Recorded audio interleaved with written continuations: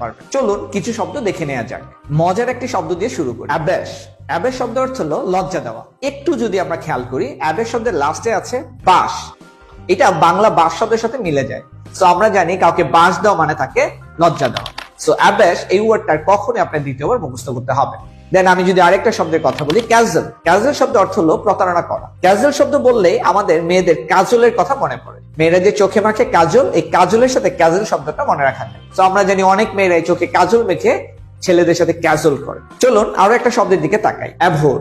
Abhor শব্দের অর্থ হলো অপছন্দ করা বা ঘৃণা করা। অ্যাভোর শব্দের শেষাংশে যে ভোর আছে, এটা বাংলা ভোর শব্দের সাথে মিলে যায়। তো আমরা অনেকেই কিন্তু ভোরে উঠতে একটু অপছন্দ করি, তাই এই ভোর দিয়ে অ্যাভোর শব্দ সহজে মনে রাখা যায়। দেন আরো একটা ইন্টারেস্টিং শব্দ, এক্সটারপেট।